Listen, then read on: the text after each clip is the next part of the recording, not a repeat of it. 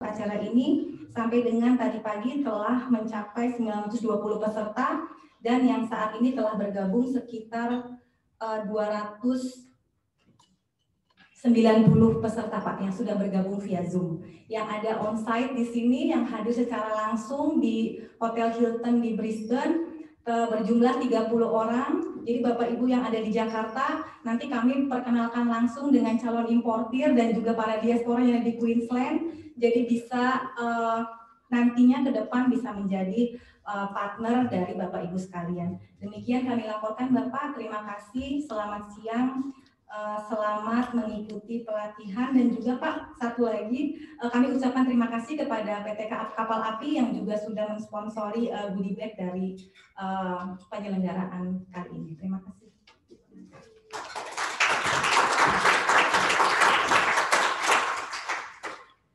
Terima kasih kepada Ibu Ayu dan selanjutnya kami mohon perkenan kepada Bapak Konsul Jenderal Republik Indonesia untuk New South Wales, Queensland, dan South Australia, Bapak Heru Hartanto Sumolo, untuk dapat menyampaikan welcoming remarks. Kepada Bapak Konsul Jenderal, waktu dan tempat kami persilahkan.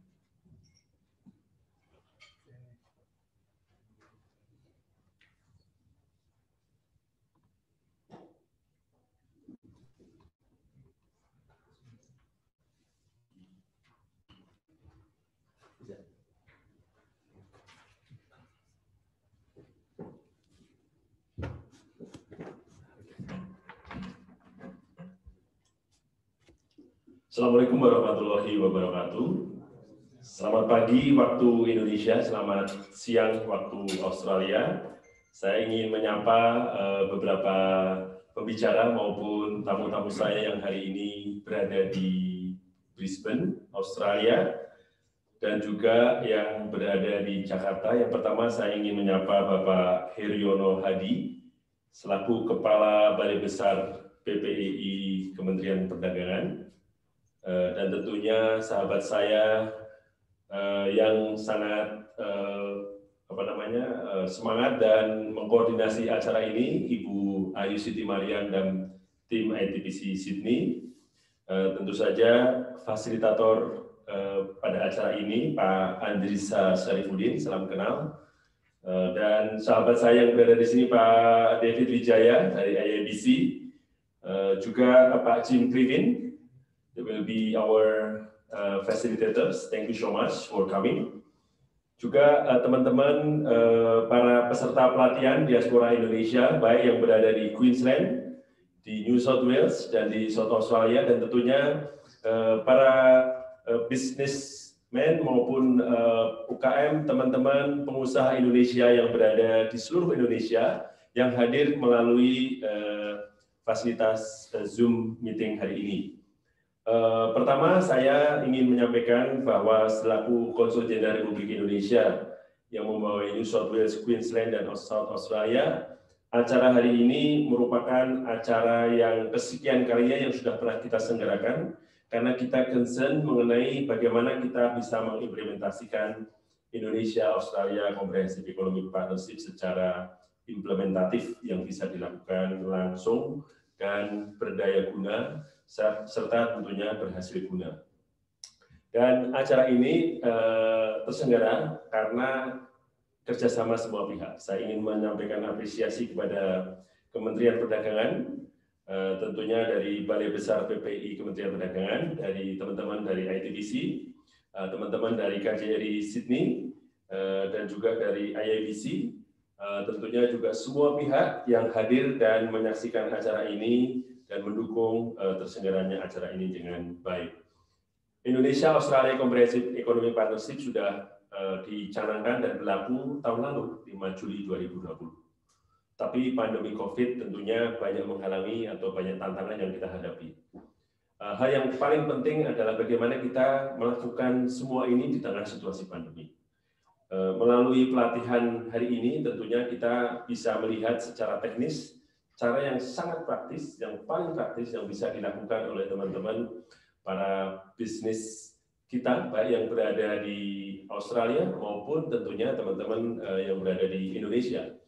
Karena skema ini adalah skema yang kita capai dari kesepakatan bilateral Indonesia-Australia. Tentunya Australia juga mendukung Indonesia, apalagi kita sebagai salah satu pemakarsa, dan juga menjadikan kerangka kerjasama ini yang bermanfaat. Tidak akan ada hasilnya kalau sebuah kerangka besar kerjasama ekonomi tidak bisa dimanfaatkan secara maksimal oleh para pengusaha kita. Saya ingin menyinggung sedikit bahwa pangsa pasar ekspor kita di Australia baru 1,6%. Ini masih di bawah negara-negara ASEAN lainnya seperti Thailand yang sudah 4,8%, Malaysia yang sudah 3,5%, Singapura 3,3%, bahkan Vietnam 1,9%, sedikit lebih tinggi dari Indonesia. Namun demikian, satu hal yang perlu kita yakini, peluangnya masih besar. Australia dengan kapasitas purchasing power parity dan juga kemampuan mereka untuk menyerap barang-barang dari kita demikian besar. Oleh karena itu semangatnya adalah bagaimana kita melibatkan semua pihak. Kita menerapkan strategi pentahelix yang melibatkan berbagai komponen, ya, termasuk BUMN, ya, termasuk pengusaha-pengusaha kita, tentunya teman-teman dari diaspora Indonesia yang berada di Australia. Saya ingin menyinggung mengenai diaspora Indonesia yang berada di Australia, karena diaspora kita yang berada di wilayah kerja kami, saya dari KJRI Sydney, itu ada sekitar 41.000. Ya, paling banyak memang di New South Wales, kemudian di Queensland dan South Australia. Dan mereka sudah menjadi, banyak dari teman-teman ini sudah menjadi champion bisnis. Di antaranya saya kira yang ada semua di sini. Dan saya sangat berterima kasih terhadap peran serta Ibu dan Bapak sekalian selama ini. Beberapa importer besar banyak sekali ya, dari Eastern Cross, kemudian dari Sony Trading, kemudian dari Green, dari Livingston, dan masih banyak lagi. Juga pengusaha-pengusaha catering, kita juga punya asosiasi restoran Indonesia yang tersebar di utamanya di Sydney, dan harapannya bisa dimultiplikasikan di daerah-daerah lain. Juga ada makanan dan minuman, produk-produk makanan minuman, ada Nutrisoy, ya. Kemudian ada Sendok Garpu yang ada di Brisbane, teman-teman di sini. Kemudian Shalom, Bayleaf, Bali in Paradise, dan macam-macam lagi. Dan juga ada business consultant seperti yang dilakukan oleh Pak David di WC International yang mendorong kerjasama mengenai vokasi. Jadi saya berharap pelatihan semacam ini bisa dimanfaatkan semaksimal mungkin. Jangan ragu-ragu untuk bertanya secara detail, ya, dan pastikan tuntas. Karena apapun yang diperlukan oleh Ibu dan Bapak sekalian, harapannya bisa terpecahkan pada coaching klinik yang sebentar lagi akan dilakukan. Dan saya berharap melalui pelatihan seperti ini akan tercipta lebih banyak lagi champion-champion, diaspora champion. Dan saya harapkan bisa menjembatani hubungan Indonesia dan Australia secara lebih kuat lagi. Saya ingin mengucapkan selamat mengikuti pelatihan, dan tentunya salam ekspor ya, bagi teman-teman dari UKM dan bisnis dari Indonesia, dan juga salam diaspora, semoga kita semua semakin maju. Wabillahi taufiq wal hidayah. Wassalamualaikum warahmatullahi wabarakatuh.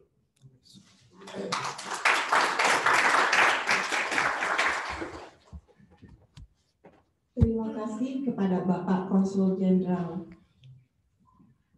Selanjutnya kami mohon perkenan Bapak Balai Besar. Ya, terima kasih Bu. Yang saya hormati Bapak Konsul Jenderal RI di Sydney, Bapak Heru Artanto Subolo.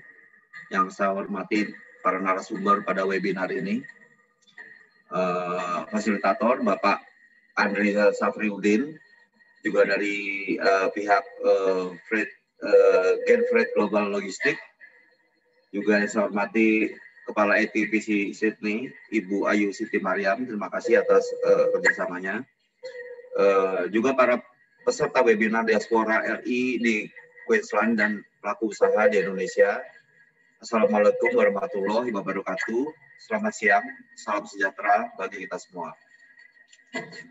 Pertama-tama, marilah kita ucapkan puji syukur kehadirat Allah SWT yang telah melimpahkan rahmat dan karunia-Nya kepada kita semua, sehingga di tengah-tengah era adaptasi kebiasaan baru ini, kita dapat bertatap muka walaupun melalui media virtual untuk melakukan kegiatan webinar dengan tema pelatihan ekspor impor dan konsultasi bisnis produk Indonesia.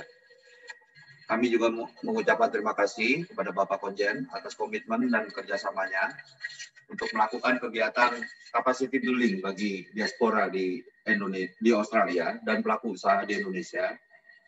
Saya juga ingin menyampaikan ucapan terima kasih kepada ITPC. Webinar ini melakukan rangkaian kegiatan pembinaan yang dilakukan KJRI Sydney kerjasama dengan PPI yang pada tahun lalu juga kita laksanakan bersama sebanyak 3 kali, yaitu di Sydney, di Queensland, dan South Australia. Kami berharap tentunya dengan adanya webinar ini bisa memberikan semangat kepada diaspora Australia dalam melakukan kegiatan bisnis usaha, serta bagi pelaku usaha yang dapat memberikan pengetahuan cara memasuki pasar Australia. Selain itu juga Pak Konjen, kita ini juga mengimplementasikan Australia Indonesia Comprehensive Economic Partnership Agreement yang sudah ditandatangani 5 Juli 2020 silam. Diharap dapat meningkatkan ekspor Indonesia ke Australia yang dapat mengurangi defisit perdagangan dan memberikan pada diaspora melakukan bisnis dengan pelaku usaha di Indonesia. Pak Konjen yang saya hormati, kami menginformasikan Kementerian Perdagangan membuat langkah-langkah strategis untuk meningkatkan ekspor, khususnya masa epidemi ini, antara lain adalah memaksimalkan keberadaan perwakilan perdagangan di luar negeri untuk tetap mengawal berjalannya ekspor di negara akreditasi. Saat ini terdapat 46 perwakilan perdagangan di 31 negara, yang terdiri dari Atas Perdagangan dan ATPC dan Konsul Perdagangan serta Kantor Dagang dan Ekonomi Indonesia di Taiwan. Penguatan daya saing UKM melalui pendampingan dan konsultasi desain, bantuan sertifikasi, dan pendampingan eksportir baru. Juga mendorong pemberian fasilitasi para pelaku ekspor khususnya UKM untuk ikut serta dalam beberapa kegiatan promosi virtual. Mendorong pelaku usaha ekspor segera memanfaatkan akses pasar ke negara mitra FTA dan memberikan stimulus pembiayaan untuk peningkatan ekspor dan perdagangan dengan membantu pelaku ekspor yang terdapat COVID-19. Pada kesempatan ini, kami menginformasikan program PPI selama tahun ini ya, sampai akhir tahun 2021. Di PPI terdapat 2 program peningkatan daya saing SDM dan pelaku usaha, yaitu program pelatihan ekspor bagi pelaku usaha di Indonesia dan program pendampingan atau ekspor coaching program. Pada tahun ini, ekspor coaching program akan kami lakukan di 10 kota di Indonesia dengan jumlah peserta 300 pelaku usaha yang diharapkan 50% dapat menjadi eksportir dan secara khusus mampu menembus pasar Australia. Seperti pada tahun lalu, terdapat beberapa peserta ekspor coaching program yang sudah berkolaborasi dengan diaspora. Itu dapat memasarkan produk fashion, kaos kaki, dan snack. Selain itu, program di Direktorat Jenderal Pengembangan Ekspor Nasional yang dapat Bapak Ibu peserta manfaatkan adalah layanan informasi pasar ekspor baik secara online atau offline. Secara online dapat diakses di inaexport.id.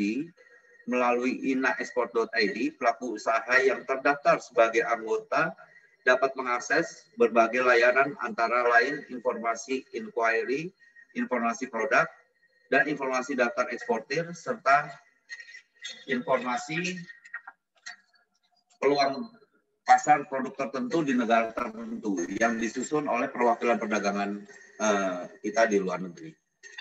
Bapak Ibu yang saya hormati, tantangan perdagangan global di masa yang akan datang akan semakin kompleks dan masih penuh dengan ketidakpastian. Oleh karena itu, kami sangat mengharapkan diaspora Indonesia di Australia, khususnya di Queensland, Australia, untuk bekerja sama dengan pelaku usaha di Indonesia untuk memberikan dampak positif pada pertumbuhan ekonomi Indonesia melalui implementasi IACPA. Dan saya berharap agar diaspora berhasil dalam mengembangkan bisnis dan memberikan manfaat bagi kita semua. Saya percaya kita semua selalu optimis memandang masa depan Indonesia, dan mari kita saling bergotong royong menjaga roda perdagangan agar tetap bergerak maju menuju Indonesia sejahtera. Akhir kata, terima kasih atas perhatiannya dan stay safe and healthy. Assalamualaikum warahmatullahi wabarakatuh.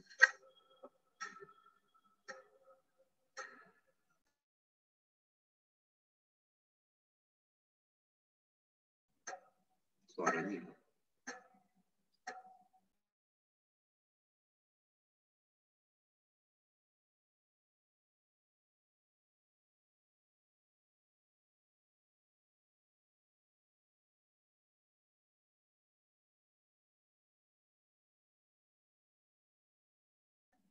Suaranya belum ada, Bu.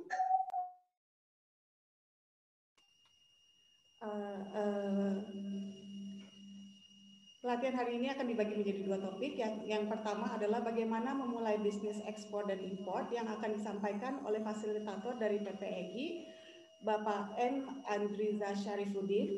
Dan untuk topik kedua adalah prosedur kepabeanan Australia di bidang impor yang akan disampaikan oleh fasilitator Mr. Jim Cliffin dari Gain Freight Global Logistics.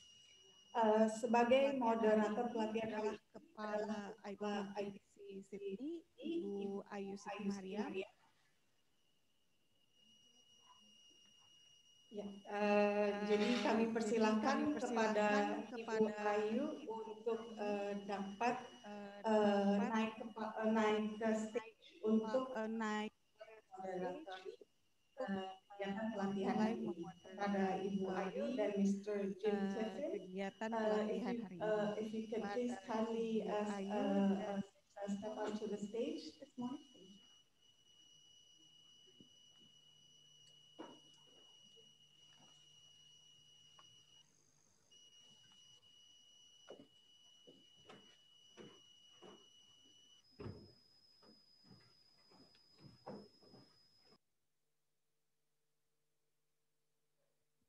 Terima kasih Mbak Dinda selaku MC. Selamat siang Bapak Ibu sekalian yang ada di Queensland dan juga yang hadir melalui link Zoom untuk menghadiri acara pelatihan singkat pada siang hari ini. Bapak Ibu sekalian di Jakarta ini kami di sini ada cukup banyak loh, ada 30 orang calon importir dan importir. Jadi mohon diperlihatkan Mas ke samping, ada Pak Konjen juga. Kita sangat senang sekali Pak Konjen sangat concern untuk mematchkan antara eksportir dan juga diaspora di Indonesia, diaspora di Australia. Say hi Bapak Ibu. Ya, jadi Bapak Ibu di Jakarta bisa lihat semua di sini ada Bapak Ibu importir dan calon importir juga menyimak acara ini. Untuk acara yang pertama tadi seperti sudah disampaikan oleh Mbak Dinda selaku MC, akan diisi oleh fasilitator dari Balai Besar Pendidikan dan Pelatihan Ekspor Indonesia, yaitu Bapak Muhammad Andriza Syarifuddin atau kerap disapa Mas Udin. Ini beliau jadi cukup, ini Bu familiar Mas Udin gitu, tapi pengalamannya sangat kaya sekali kalau saya bisa bacakan CV-nya. Beliau lulus dari Gadjah Mada University. Ini GPA-nya wow tinggi sekali, kemudian job experience-nya sangat banyak, jadi owner dari Fresh Hand Frost, kemudian komisioner dari PT Nusa Tropical Indonesia, kemudian fasilitator and coach of Indonesia Export Training and Education, Ministry of Trade Republic of Indonesia, dan juga ada menjadi co-founder dan CEO dari PT Nusa Berdaya Indonesia, dan banyak sekali. Nah pada kesempatan kali ini nanti Mas Udin akan menyampaikan bagaimana sih strateginya menembus pasar Australia, bagaimana kalau Bapak Ibu calon eksportir maupun eksportir ingin ekspor produk dari Indonesia nih, Bapak Ibu UKM tentu ingin tahu gimana detailnya, gimana strateginya, kemudian apa saja persyaratannya. Jadi yang sekarang sudah punya bisnis masih jualannya di domestik Indonesia saja, mungkin jadi kepikiran pengen ekspor khususnya ke Australia ini setelah IACPA ada, bea masuknya jadi 0. Tanpa berpanjang-panjang kami persilahkan Bapak Muhammad Andriza Syarifuddin untuk menyampaikan paparannya. The screen is yours, Pak. Silahkan. Oke, siap. Terima kasih Bu Ayu. Mohon maaf, mau cek suara saya masuk clear ya? Oke, Clear, sip. Pak, Kalau gitu clear. saya coba share screen dulu ya.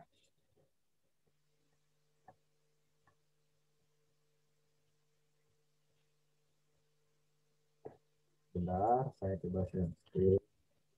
Kok kayaknya ada suara gema ya? Boleh di mute dulu yang offline. Tes, tes. Oke, sudah ya? Masih gema kayaknya. Di off. Kayaknya yang di Australia ada ini kayaknya masih on nih mikrofonnya. Tes, tes. Oke, cek, cek. Oke, sip, sudah ya? Oke, bismillahirrahmanirrahim. Assalamualaikum warahmatullahi wabarakatuh. Selamat pagi, salam sejahtera buat kita semua.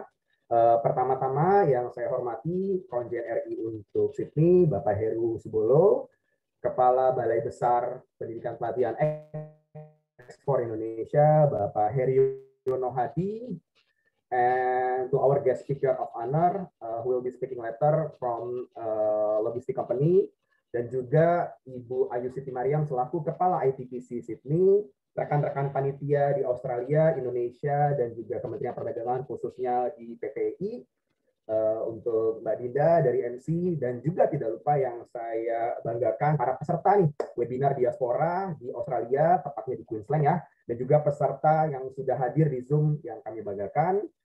Terima kasih atas kehadirannya pada pagi hari ini. Kita akan sama-sama belajar, dan pada kesempatan hari ini saya akan sedikit sharing terkait materi bagaimana memulai ekspor, tapi lebih khususnya terkait bagaimana nih rekan-rekan semua yang ada di Indonesia, para eksportir bisa ekspor, khususnya nanti langsung ke Australia. Dan enaknya kita sudah difasilitasi oleh beberapa perjanjian perdagangan yang tadi sudah disebutkan nih oleh Ibu Ayu. Ada IACPA yang memudahkan kita untuk ekspor sehingga tidak mendapatkan biaya masuk yang nol.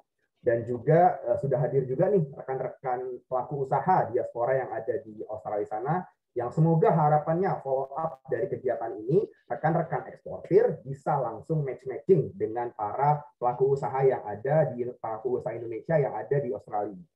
Oke, Bapak Ibu semua, salam kenal. Nama saya Muhammad Andreza Syarifudin. Saya merupakan salah satu praktisi ekspor dan juga merupakan fasilitator dari Balai Besar Pendidikan Pelatihan Ekspor Indonesia yang ada di Jakarta ya. Pada kesempatan hari ini saya diminta oleh rekan-rekan panitia untuk berbagi ke Bapak Ibu semua, para peserta webinar baik yang ada di Australia dan juga di Indonesia terkait mekanisme bagaimana cara ekspor. Pada hari ini mungkin akan saya bagi ke dalam beberapa fase materinya. Yang pertama mungkin overview dulu terkait ekspor secara general, secara umum, dan juga kelanjutannya terkait mekanisme ekspor yang sifatnya dokumentasi, legalitas, dan lain-lain, dan mungkin nanti akan mengerucut terkait bagaimana sih caranya biar kita bisa langsung produk kita bisa dipasarkan nih dengan rekan-rekan Indonesia yang ada di Australia untuk bisa segera didistribusikan di Australia. Dan yang terakhir mungkin sedikit mengulas bagaimana terkait kalkulasi dan juga mungkin pembiayaan ataupun pembayaran. Oke. Sip. Oke. Mungkin pertama-tama saya mau coba geli lagi nih untuk merecall ya untuk bagi teman-teman yang mungkin sudah pernah ikut pelatihan ekspor nih di PPI, baik yang dari kelas ekspor coaching program yang ada di beberapa wilayah, ataupun sudah pernah ikut pelatihan ekspor yang ada di PPI langsung di Jakarta, ataupun sudah pernah mengikuti pelatihan ekspor PPI yang ada di sifatnya online, ataupun nih mungkin teman-teman yang belum pernah ikut pelatihan ekspor, ya mungkin kita sama-sama belajar dulu ya, mungkin sedikit recall dulu aja dari dari yang umum dulu. Nah, kita pakai definisi dulu ya, apa sih itu ekspor? Nah, kalau misalnya berdasarkan peraturan Menteri Perdagangan nomor 13 tahun 2012, ekspor itu adalah mengeluarkan barang ke luar daerah pabean Indonesia. Nah, biasanya kalau misalnya orang-orang banyak nih berpikir, oh ekspor itu adalah pengiriman sebanyak sekian kubik atau sekian kontainer. Nah, tapi tentunya definisi tersebut coba kita luruskan berdasarkan definisi dari pemerintah, yaitu adalah kita mengirim barang keluar daerah pabean Indonesia. Tetapi biasanya kalau teman-teman fasilitator ataupun misalnya saya sendiri gitu, saya biasanya menggunakan definisi sendiri untuk memotivasi. Ekspor itu kalau bisa minimal sekian kubik atau mungkin sekian kontainer atau minimal setengah kontainer ke luar daerah pabean Indonesia. Nah, tentunya pengirimannya keluar daerah pabean ini ya termasuk seperti kayak negara-negara tetangga ataupun langsung ke Australia. Itu ya teman-teman ya. Nah, siapa aja nih yang kira-kira boleh bisa menjadi eksportir nih? Kan banyak nih rekan-rekan, Pak, saya kira-kira bisa ekspor nggak ya? Saya kira-kira bisa ekspor nggak? Nah, balik lagi secara peraturan, kita memang ada beberapa nih bagian atau beberapa entitas yang bisa melakukan kegiatan ekspor. Yang pertama yaitu adalah perseorangan.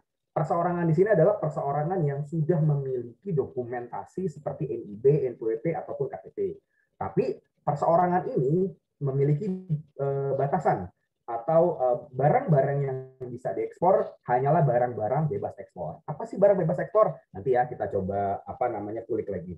Yang kedua yaitu kaitannya dengan badan usaha, badan hukum yang sifatnya sudah terlegalisasi seperti CV, koperasi ataupun PT. Nah, biasanya dokumen-dokumennya yang paling simpel adalah NIB, Akta, SK Kemenkumham, NPWP badan usaha dan lain-lain. Nah, bagi mereka yang sudah memiliki badan usaha seperti PT, CV, dan lain-lain, ini memiliki keleluasaan untuk mengekspor barang yang sifatnya bebas ekspor dan juga lartas. Apa sih barang bebas ekspor dan lartas? Kita coba sedikit kulik ya, rekan-rekan. Nah, berdasarkan Peraturan Menteri Perdagangan Nomor 13 Tahun 2012 di Pasal 2 Ayat 1, ada beberapa definisi ya. Ada barang bebas ekspor, yaitu adalah barang yang ekspornya tuh dibebaskan gitu. Artinya kalau misalnya bebas pun biasanya memang tidak ada batasan-batasan dan juga tidak terkena biaya atau biaya keluar. Yang kedua, barang yang dibatasi ekspor. Adapun barang-barang yang sebenarnya kalaupun ini dibatasin karena ada hal-hal yang mengikat, seperti misalnya untuk melindungi kepentingan umum, adanya perjanjian internasional, dan yang paling penting biasanya adalah terbatasnya pasokan di pasar dalam negeri. Nah, dan lain sebagainya ya. Nanti materinya akan di-share kalau misalnya teman-teman ingin belajar lebih lanjut ya. Dan yang terakhir itu adalah barang-barang yang dilarang. Mungkin ini banyak ya produk-produk atau barang yang mungkin tidak bisa kita ekspor ya, karena memang melanggar peraturan dan juga untuk melindungi hajat hidup orang banyak. Oke, ini mungkin sedikit contoh-contoh ya rekan-rekan kaitannya dengan produk-produk yang dibatasi ataupun dilarang. Nah, kira-kira ada nggak nih produk rekan-rekan yang masuk ke dalam list yang ada di layar? Ada misalnya kopi, produk industri kehutanan, rotan, intan kasar, dan lain sebagainya. Yang dilarang ini ada seperti arwana dan peranakannya, dan lain sebagainya ya. Tapi biasanya peserta-peserta yang belajar di PPI, kebanyakan mereka adalah pelaku usaha yang memiliki produknya itu bebas ekspor. Ya, bebas ekspor artinya apapun itu bebas untuk dikirim tanpa ada ikatan peraturan-peraturan yang mengikat ya. Gitu rekan-rekan. Oke, nah ini ya mungkin kaitannya dengan siapa saja sih tadi yang boleh menjadi eksportir. Halo? Sorry? Oh, ya oke. Mungkin tadi kayaknya ada yang kepencet, unmute. Oke, jadi ini coba kita kelompokkan siapa saja yang boleh menjadi eksportir, baik itu dari perorangan ataupun badan hukum. Nah, siapa nih rekan-rekan yang sudah memiliki persyaratan yang cukup lengkap?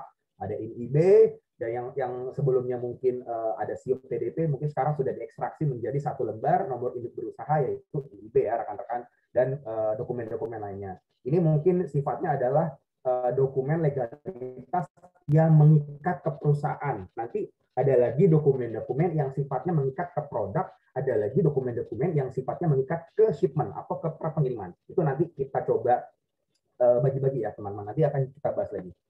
Nah itu ya teman-teman kaitannya dengan overview terkait ekspor. Nah selanjutnya kita akan masuk ke bagian mekanisme ekspor nih rekan-rekan.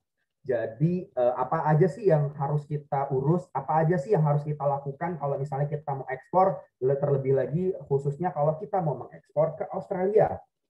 Nih, kita harus menyiapkan dulu internal perusahaan kita ya. Mungkin yang pertama yaitu adalah dokumen-dokumen perusahaan nih. Dokumen-dokumen perusahaan misalnya kayak yang tadi tuh ada NIB, NPWP dan lain sebagainya. Tentunya kalaupun NIB itu sudah harus aktivasi ya akses pabean ekspornya sehingga rekan-rekan bisa melakukan kegiatan ekspor barang.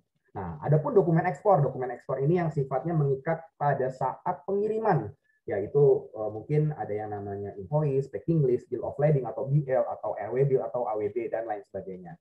Kemudian persiapan juga dari segi produk nih. Produknya apa aja nih? Ada spesifikasi produk. Saya punya produk makanan, dia speknya seperti ini, mungkin kemasannya, terus kemudian kandungannya dan lain sebagainya. Dan juga kualitasnya, apakah misalnya kualitas organik kah, halal kah, atau misalnya dan lain sebagainya. Adapun juga rencana kerja. Nah, ada dari segi marketing, bagaimana cara kita mendapatkan buyer, bagaimana cara kita mengkomunikasikannya, bagaimana kita melakukan riset pasar, dan juga tentunya operasional di lapangan. Nah, sedikit informasi nih, di PPI kebetulan ada salah satu kegiatan yang namanya Export Coaching Program. Export Coaching Program ini kegiatan yang dilaksanakan PPI yang kebetulan para UKM dibina selama setahun, dan kita menyeluruh masuk ke dalam sisi marketing, operasional, dokumentasi, legalitas, pricing, dan business matching, dan seterusnya. Ya. Dan yang terakhir, yaitu adalah persiapan yang harus disiapkan oleh rekan-rekan eksportir, yaitu adalah skill dan pengetahuan. Nah, skill dan pengetahuan ini macam-macam ya.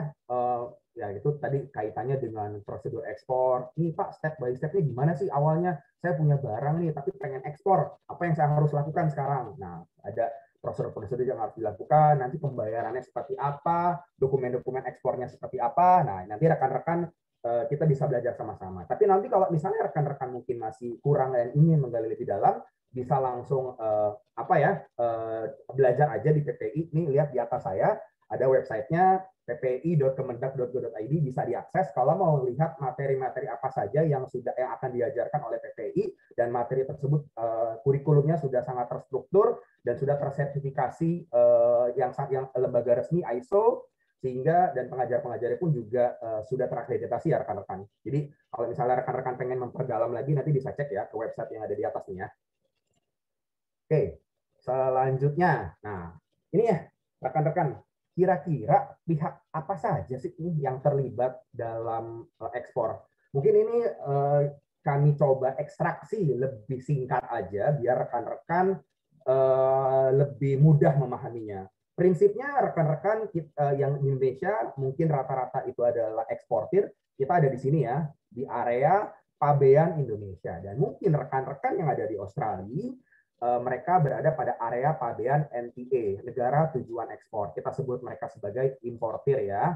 Nah, untuk rekan-rekan yang eksportir nanti akan berurusan dengan shipping company, pelayaran ataupun maskapai, baik itu kalau itu menggunakan pengiriman udara ataupun dengan freight forwarder yang biasanya dia akan mengurus semuanya, baik itu dari segi EMKL, tracking atau pemesanan shipping company dan lain sebagainya. Terus rekan-rekan juga akan berurusan dengan insurance company jika memang rekan-rekan ingin mengasuransikan pengirimannya, baik itu dari segi kargo ataupun transportasinya ataupun dari segi transaksinya.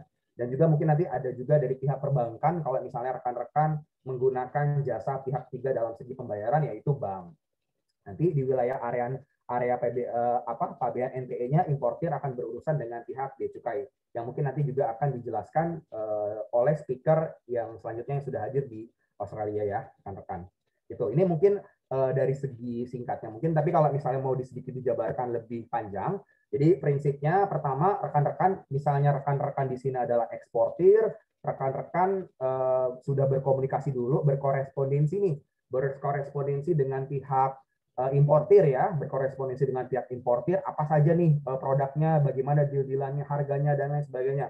Nah, asumsikan rekan-rekan sudah melakukan korespondensi dan sudah melakukan pembuatan kontrak. Hello Mister, we deal for shipping this product from Indonesia, Jakarta to Queensland, Australia. Nah, setelah kita sudah sepakat, kemudian rekan-rekan bisa langsung mencoba berurusan dengan freight forwarder, yang kemudian freight forwarder akan mengurus ke pemesanan kapal untuk jadwal ininya, pelayarannya, pendaftaran dan kiat pemuatan pemberitahuan ekspor barang ke Bea Cukai dan instansi-instansi lainnya seperti SKA di Dinas Perindustrian Perdagangan ataupun fitosanitari ataupun fumigasi di Kementerian Pertanian khususnya di Balai Karantina. Nah, selanjutnya nanti kalau misalnya rekan-rekan sudah selesai pengurusan dokumen, barangnya dimuat, pengapalan, kemudian setelah barangnya dimuat, kemudian terbitlah dokumen-dokumen yang harus rekan-rekan buat dan juga diterbitkan oleh pihak pelayaran seperti BL, invoice dan packing list kita yang buat, kemudian kita berikan kepada importir sebagai syarat untuk melepas barang yang sudah sampai nanti di pelabuhan negara tujuannya. Selanjutnya kemudian dokumen tersebut akhirnya dibawa ke pelabuhan untuk dibuka, lalu kemudian terjadi pembayaran kalau misalnya pembayarannya dilakukan pada saat barang sudah sampai ataupun barang sudah dikirim, gitu ya rekan-rekan. Tapi nanti akan kita kupas lagi lebih jauh di kelas-kelas PPI, tapi mungkin di sini karena mungkin ada limitasi dari segi waktu, tidak bisa kita ulas lebih dalam menyeluruh bagaimana step by step pengurusan ke instansi-instansi. Secara overview prosedurnya seperti ini ya rekan-rekan ya, ada beberapa instansi yang kita coba audiensikan. Nah, jadi kalau rekan-rekan sebagai eksportir, rekan-rekan harus memahami dua hal. Apa itu aja dua halnya? Yang pertama, syarat keluar dari Indonesia. Syarat keluar dari Indonesia apa aja nih? Nah, ada macam-macam nih. Kalau misalnya rekan-rekan rata-rata produknya bebas ekspor ya berarti nggak ada masalah. Tapi kalau misalnya rekan-rekan produknya masuk ke dalam kriteria dibatasi ekspor, berarti rekan-rekan harus ada dokumen-dokumen yang diurus nih, gitu ya. Terus kemudian setelah kita tahu, oh produk saya bisa keluar Indonesia nih, terus kemudian saya udah bisa ekspor dong. Belum tentu juga. Kita cek dari negara tujuannya, negara tujuan ekspor atau NTE-nya. Nah, kalau misalnya dalam hal di sini rekan-rekan ingin ekspor ke Australia, berarti kita harus tahu nih apa aja sih persyaratan produk-produk biar bisa diterima dan didistribusikan di market Australia.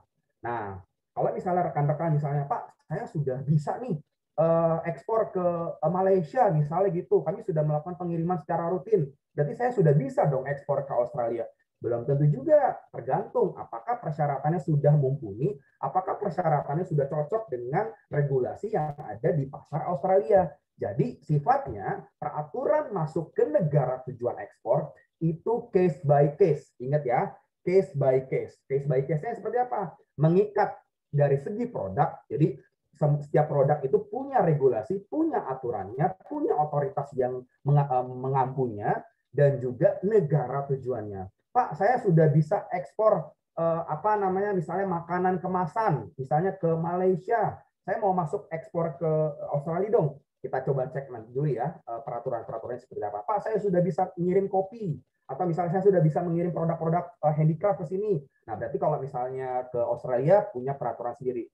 Semua negara punya peraturan sendiri. Nah, tentunya belakangan ini kita sudah dimudahkan untuk masuk ke Australia semenjak ada Free Trade Agreement itu yang EUCEPA itu, di mana ketika produk-produk Indonesia masuk Australia itu dimudahkan dari segi bea masuknya, gitu ya rekan-rekan. Tapi bukan berarti syarat-syarat lain yang mengikat ke produk itu dibebaskan ya.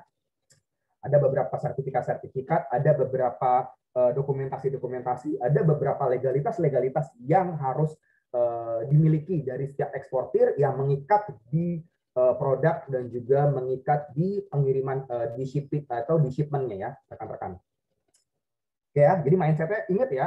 Jadi nggak bisa, Pak saya punya produk, saya mau ekspor, harus tahu dulu ekspornya kemana. Nah mungkin nanti di materi-materi PPI kita akan mendalam tuh di kelas-kelas biasanya. Oh kalau misalnya kamu pengen masuknya ke pasar Amerika, masuk ke pasar Australia, oh berarti kamu harus persiapkan ini. Nggak bisa satu produk itu bisa digeneralisasi ke semua. There is no one fits all ya rekan-rekan. Oke, nah mungkin ini ada ya sifatnya legalitas yang sedikit mengikat ke perusahaan dan juga mengikat ke produk. Ada yang namanya NIB, nomor induk berusaha. Ada yang namanya ESKA, elektronik surat keterangan asal. Nah, ini biasa juga dikenal dengan istilah namanya COO, Certificate of Origin. Ada juga dengan registrasi INAPRED khusus rekan-rekan yang memiliki produknya dibatasi. Nah, apa saja itu? Nah, ini coba kita cek ya. Nah, ini mungkin kalau misalnya rekan-rekan yang belum punya NIB, itu rekan-rekan silakan akses di oss.go.id seperti yang tertulis di materi ya. Gitu ya, oss.go.id. Nah, mungkin sedikit catatan ya buat rekan-rekan yang sudah memiliki badan usaha, CV, PT, dan lain-lain yang didirikan aktanya pada tahun 2017 ke bawah tuh berarti 2016, 2015 dan seterusnya, itu rekan-rekan masih menggunakan SIUP, TDP dan lain-lain ya, dokumennya masih terpisah-pisah ya. Tapi kalau misalnya rekan-rekan sudah baru membuat sudah membuat PT di 2017 ke atas, khususnya di 2018 sejak Mei, itu kita sudah menggantinya menjadi NIB ya, nomor induk berusaha. Nomor induk berusaha ini satu dokumen yang menyertakan banyak dokumen yang sebelumnya sudah ada gitu. Jadi diekstraksi menjadi satu gitu. Ada SIUP, TDP, akses kepabeanan, ekspor, ada pun juga angka kenal impor dan lain sebagainya. Dan juga catatan lagi bagi rekan-rekan yang ingin membuat NIB, bagi rekan-rekan yang badan usahanya CV, PT itu sudah dibuatnya sebelum 2017 tapi belum ada pembaharuan, tolong dicek dulu aja pembaharuannya ke notaris-notaris yang biasa membuat ataupun notaris terdekat, bisa nggak di-upgrade atau dilakukan revisi. Kenapa seperti itu? Karena per 2017 dan 2020 sudah ada pembaharuan KBLI. Kode lingkup berusaha ya rekan-rekan. Jadi kalau setiap usaha kodenya apa, nah kita masih, kalau yang 2017 ke bawah masih menggunakan KBLI 2012.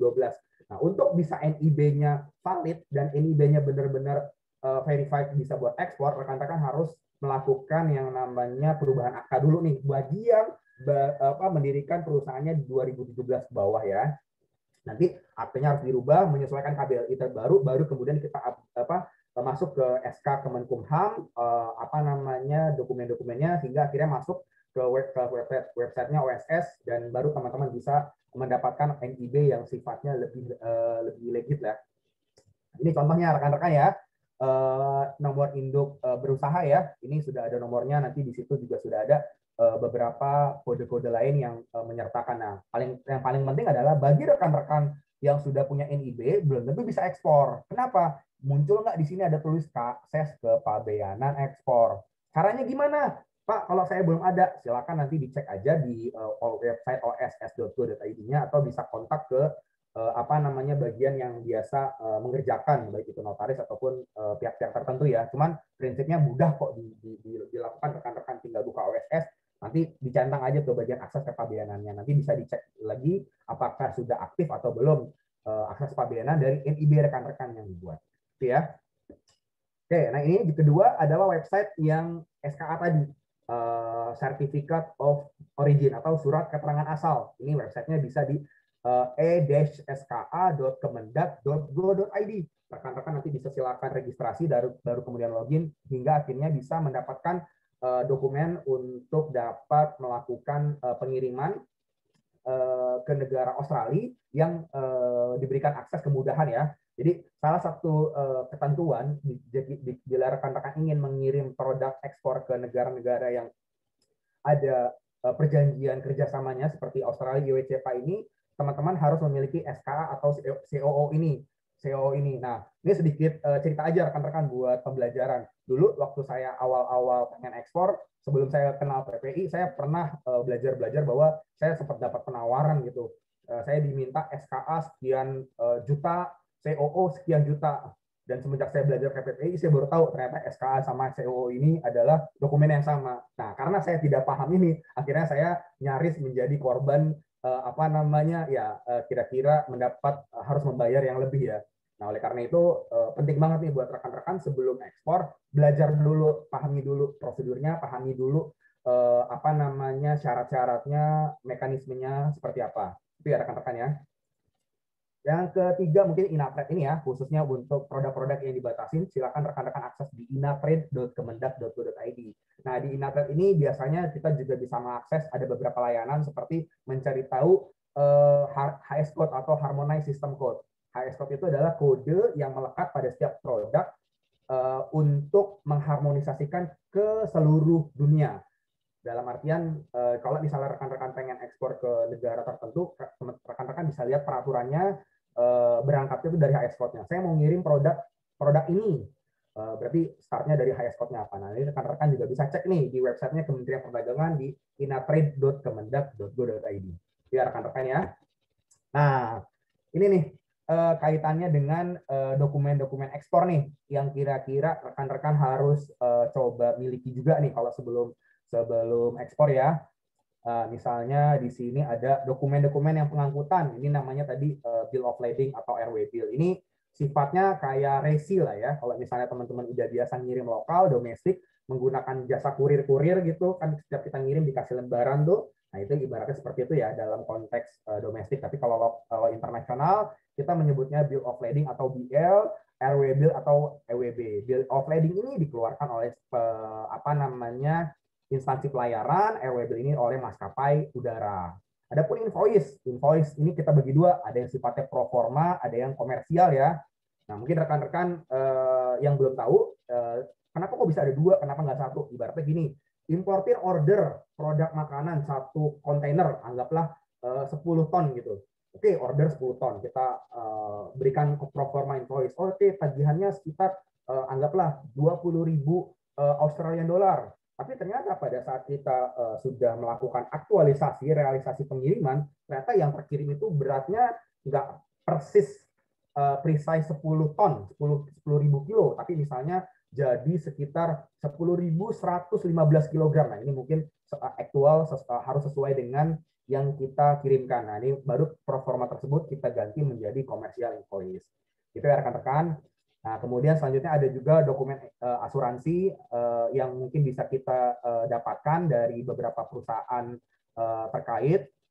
Ada juga dokumen tambahan, packing list, certificate of origin yang tadi SKA, certificate of fumigation, dan fitosanitary. Fumigasi ini biasanya diberikan untuk produk-produk biasanya sih seperti furniture kalau untuk masuk ke Australia, jadi menghindari dan menghilangkan organisme-organisme seperti jamur yang mungkin dapat merusak pada saat pengiriman ataupun juga bisa menjadi semacam endemi atau pandemi baru di negara tujuan kalau misalnya dia tiba di negara tersebut. Fitosanitary lebih ke arah ingin melihat bagaimana produk-produk tersebut memiliki kandungan-kandungan tertentu yang diperbolehkan untuk keluar dari Indonesia ataupun diterima di negara tujuan. Itu ya rekan-rekan ya.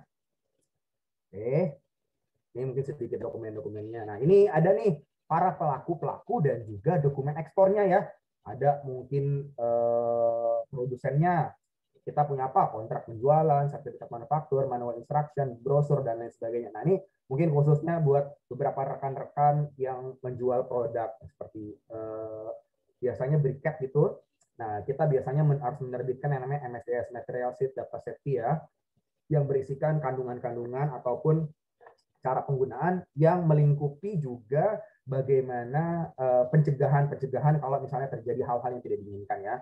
Kemudian dari eksportir pun macam-macam ya, ada offering letter, invoice, packing list, bill of lading, RW bill, pemberitahuan ekspor barang, dan lain sebagainya. Importir ada invoice, packing list, dan lain sebagainya. Di pihak bank, kalau misalnya rekan-rekan menggunakan jasa bank untuk transaksi, nah, nanti ada LC juga, dan seterusnya. Terus kemudian, oke.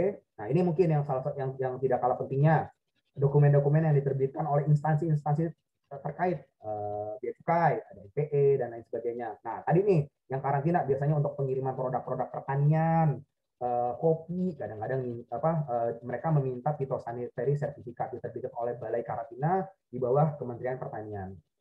Ya, adapun juga balai atau instansi yang sifatnya independen ya. Nah, ini mungkin kadang-kadang digunakan kalau misalnya importir ingin mengecek kualitas produk pada saat pengiriman. Salah satunya misalnya survei report atau inspection certificate. Misalnya, saya pengen tahu apakah produk yang akan dikirim ini misalnya kualitasnya sudah cukup, misalnya moisture content atau kadar airnya sudah cocok. Kita sepakat misalnya maksimal sepakat 5%. Ya udah, ketika barang mau dikirim, dicek lagi, oh ternyata benar nih, dan akhirnya si lembaga independen tersebut menerbitkan dokumen, oh ya syaratnya sudah pas nih. Artinya ketika misalnya barang sampai negara tujuan dan terjadi hal-hal yang mungkin tidak ingat, ini bisa jadi sebagai pegangan kita bahwa kita sudah mengirim barang sesuai dengan syaratnya ya. Adapun kalau misalnya rekan-rekan ingin mengirim barang yang sifatnya produk-produk peternakan, ada veterinary certificate dari asuransi dan lain-lain, dan ini mungkin di Sperindak ya, ada mungkin SHA tadi atau COO ya rekan-rekan. Oke, next ya. Oke, sorry. Nah, ini mungkin kalau coba kita bedah dokumen-dokumen tadi itu berdasarkan waktu pengerjaannya atau kapan sih kita coba urus ya. Nah, ini kita coba bedah menjadi 3 fase. Ada yang sifatnya melekat di perusahaan, ada yang dibuat pada saat menjelang menjelang ekspor, dan juga pada saat ekspor ya rekan-rekan. Nah, yang sifatnya melekat ke perusahaan nih NIB sekarang ya, SIUP, PDP, NBP dan lain sebagainya, kita buat NIB dan mungkin pengerjaannya sekitar 30 sampai 90 hari. Selanjutnya mungkin yang sifatnya pra-ekspor ini harus kita buat sebelum pengiriman, dan ini melekat per shipment. Jadi kalau misalnya rekan-rekan mengirim sekarang, bulan depan mengirim lagi, dokumen yang sifatnya di pra-ekspor ini harus dibuat lagi ya rekan-rekan. Ada yang namanya COO atau SKA tadi, atau fitosanitari, fumigasi, terus juga tadi kalau misalnya peternakan, veterinary certificate dan lain sebagainya. Terus kemudian untuk pada saat ekspornya, kita harus membuat yang namanya invoice, packing list, DL atau waybill ini diterbitkan oleh pihak pelayaran dan juga maskapai, dan juga dokumen-dokumen lain seperti tadi misalnya kalau ada insurance, kalau misalnya ada bank, ataupun misalnya ada dokumen dari independent surveyor dan lain sebagainya gitu ya. Jadi ini kalau kita bedah berdasarkan waktu pengerjaannya dan kapan saat kita buat untuk kita bisa ekspor. Yang ini 30 sampai 90 hari, yang kedua 1 sampai 7 hari, yang terakhir 1 sampai 2 hari ya. Dan yang 2 terakhir ini sifatnya melekat setiap pengiriman. Gitu ya rekan-rekan. Oke. Nah, ini langsung masuk ya rekan-rekan terkait persyaratan nih masuk ke Australia.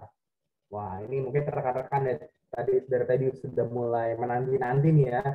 Nah, mungkin ini saya coba bedahnya nggak panjang-panjang, karena mungkin ini nanti ada link-link yang mungkin bisa disertakan, nanti rekan-rekan bisa pelajari lagi ya. Mungkin kita coba bahasnya berdasarkan peserta pelatihan dari PPI, makanan, kopi, kemudian ada juga dari yang furniture biasanya.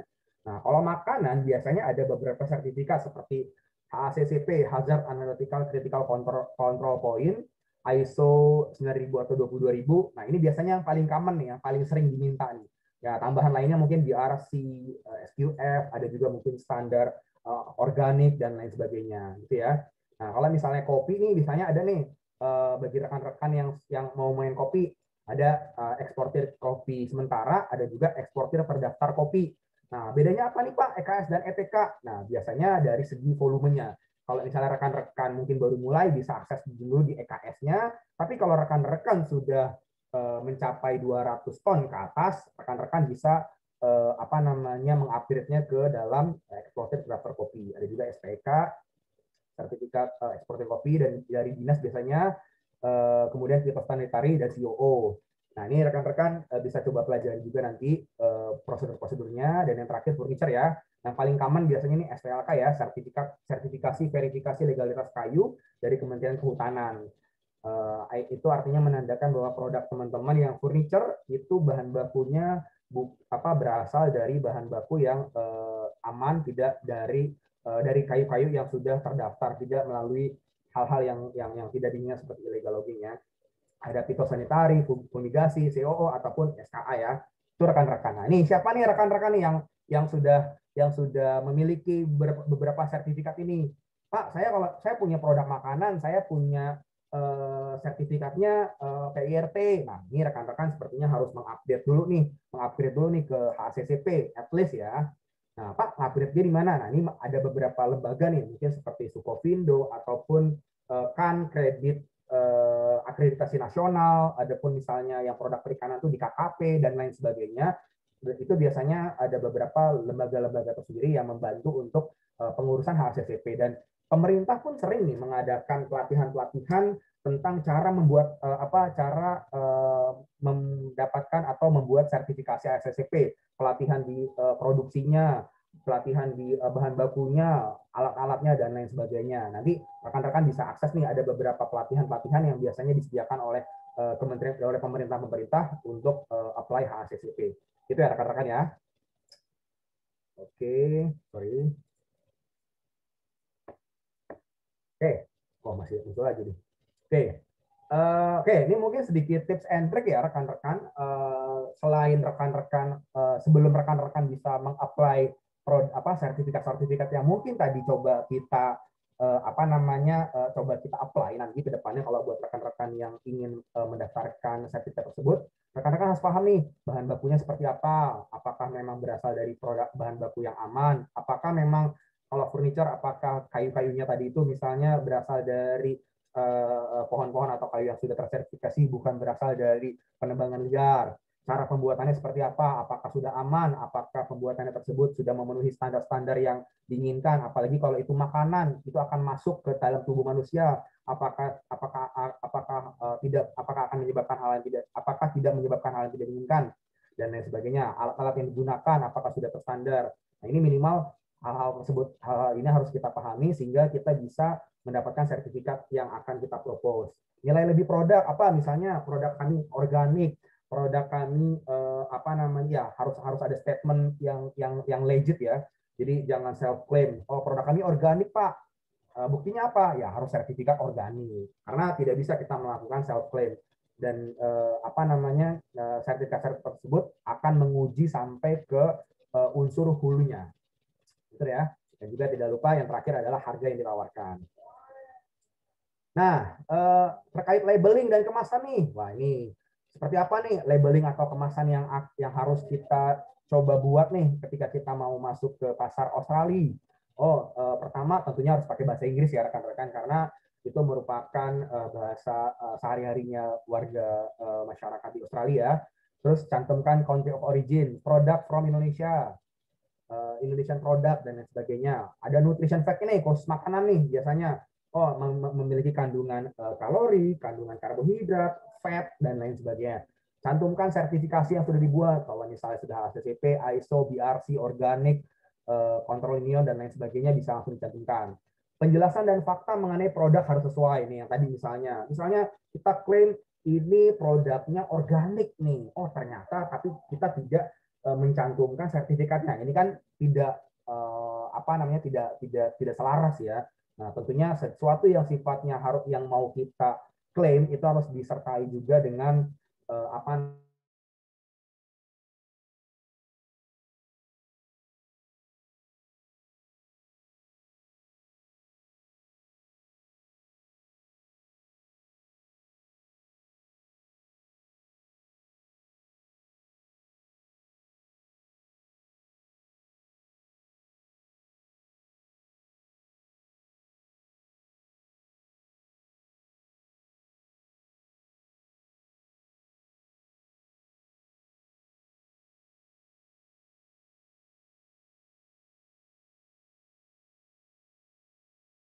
Ya, mungkin dari Pak Riza sepertinya ada koneksinya agak terputus. Pak Riza mungkin sekarang lagi mau mulai mengkoneksikan ulang jaringannya.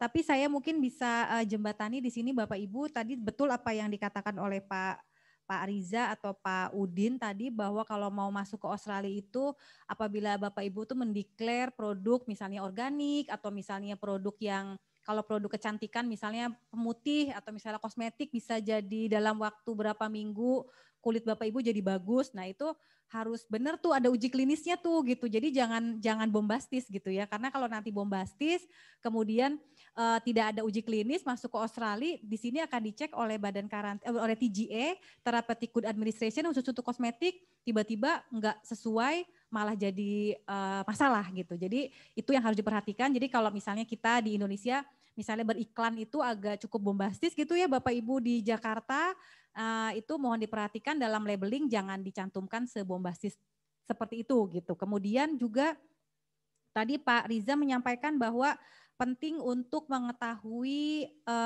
persyaratan atau mencantumkan juga sertifikasi apa saja yang sudah dibuat, ada HACCP gitu untuk produk-produk makanan, kemudian kalau untuk produk lain misalnya kopi gitu juga ada namanya di sini itu Australian Organic namanya Australian Organic Association gitu ya, dia mengeluarkan sertifikasi organik, biasanya nanti penelitiannya atau dari pihak penerbit sertifikasinya itu akan melakukan uji dari hulu ke hilir. Jadi misalnya kalau mendeklar organik, cara penanamannya, kemudian apakah ada pestisida yang digunakan, kemudian sampai pengolahannya, sampai nanti produk jadinya gitu. Kemudian juga tadi Pak Riza pernah menyinggung juga ternyata sekarang kalau mau ekspor lebih gampang dari Indonesia karena sudah satu pintu gitu ya, sudah ada OSS. Jadi Bapak Ibu kalau sudah punya NIB kemudian akan dimudahkan. Kemudian informasi juga ada melalui tadi Inatrade, itu tinggal masukkan HS code tuh Bapak Ibu. Jadi ada website. Oke, sudah terkoneksi lagi dengan Pak Riza sekarang. Pak Riza bisa dengar kami Pak? Sudah. Oke, balik kembali ke Bapak Pak. Silakan Ibu, lanjutkan ayo. Pak. Ya, oke. Aduh, mohon maaf rekan-rekan, tadi ada sedikit gangguan teknis ya. Oke, saya lanjutkan coba ya. Pertama-tama tadi ya, kaitannya dengan, saya mau melanjutkan terkait labeling dan kemasan ya. Tadi labeling atau kemasannya ini harus dalam bahasa Inggris ya rekan-rekan. Cantumkan country of origin, kemudian nutrition fact, bagian makanan, cantumkan sertifikasi yang sudah dibuat, penjelasan dan fakta, dan harus ada alamat eksportir dan importir. Imported by sebuah company, exported by eksportirnya atau sebuah company ya.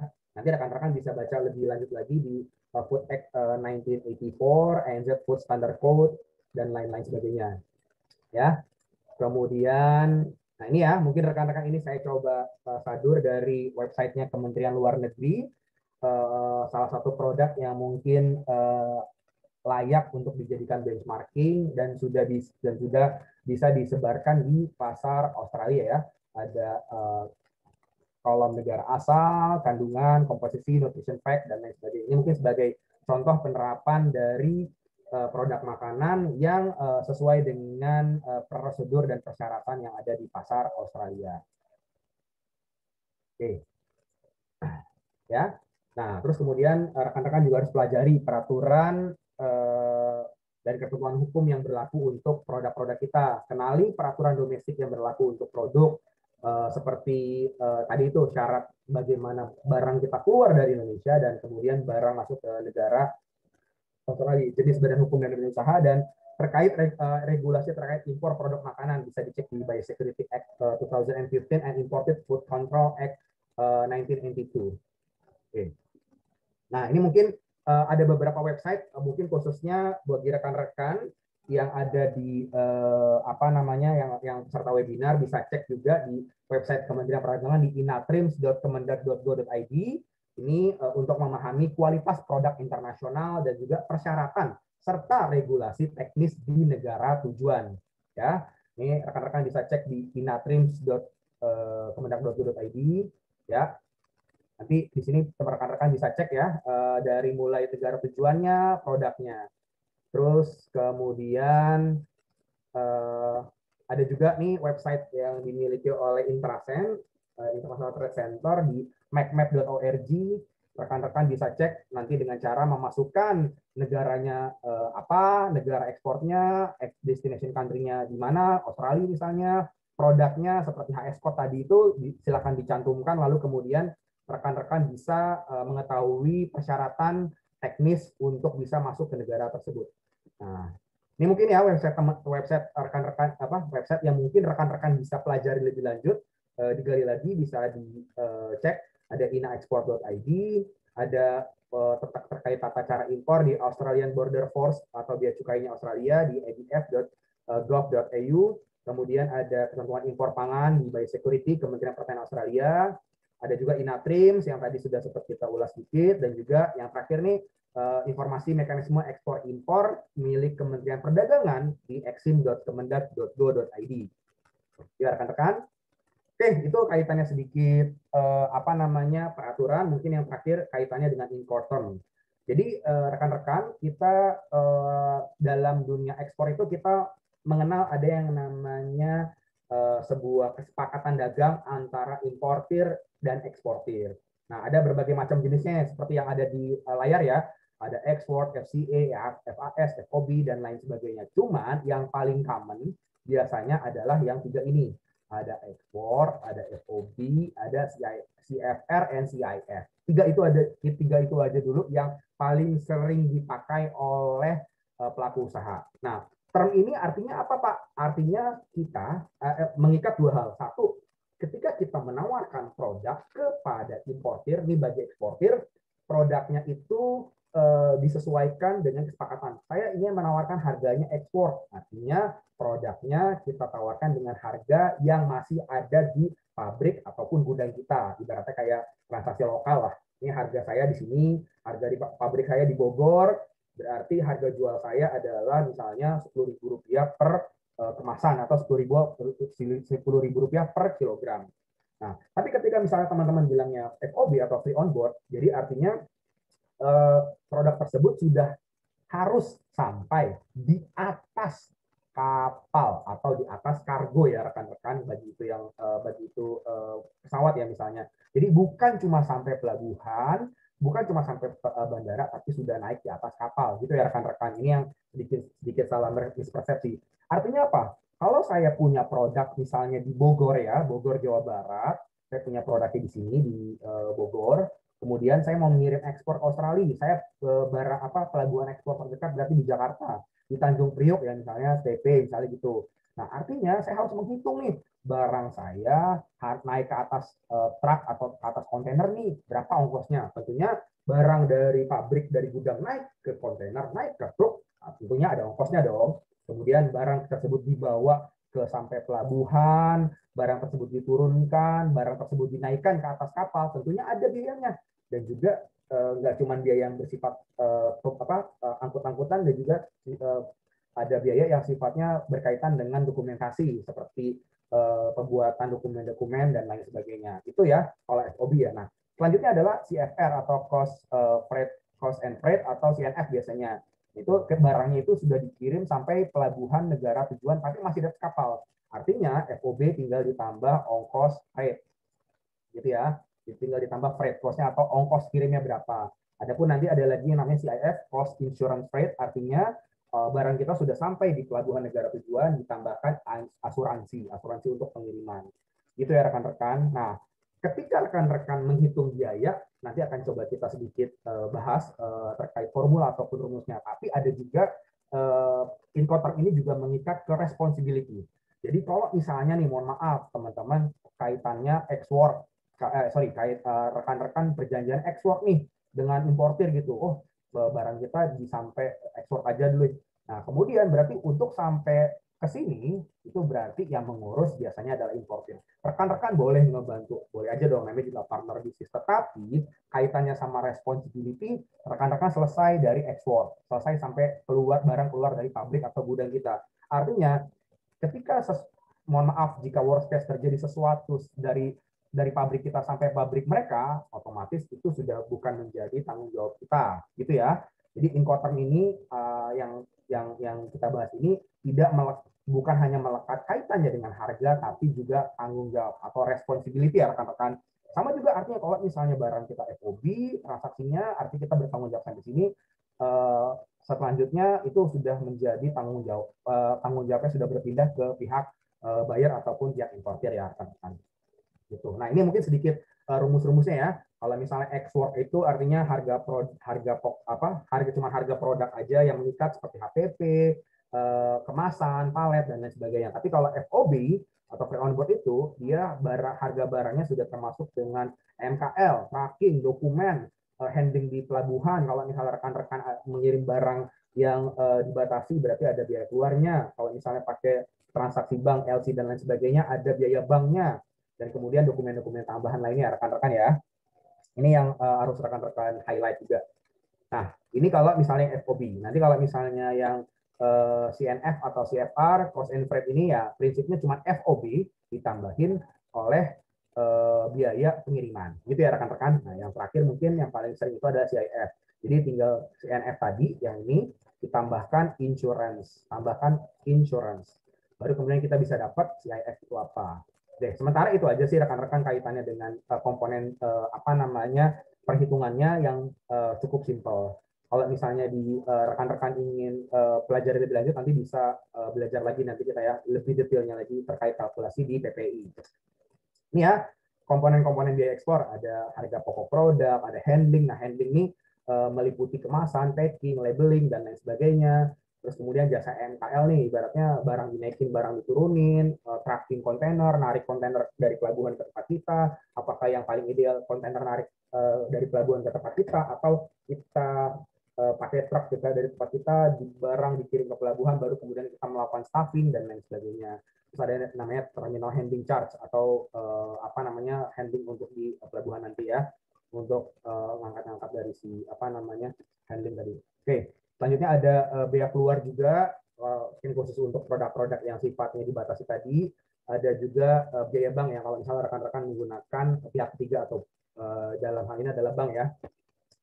Ini ada biaya-biaya tambahan ya, fumigasi, phytosanitary, certificate of origin, pre-shipment inspection nih kayak tadi dengan independent surveyor, dan juga terakhir mungkin komisi agen kalau rekan-rekan menggunakan pihak agen lagi, baik itu sales agent ataupun buyer agent. Tapi dalam konteks di sini misalnya rekan-rekan sudah ketemu dengan perusahaan-perusahaan Australia, perusahaan-perusahaaan Australia, khususnya diaspora Indonesia, diaspora yang sudah ada di Australia, artinya teman-teman langsung berurusan dengan para importernya ya.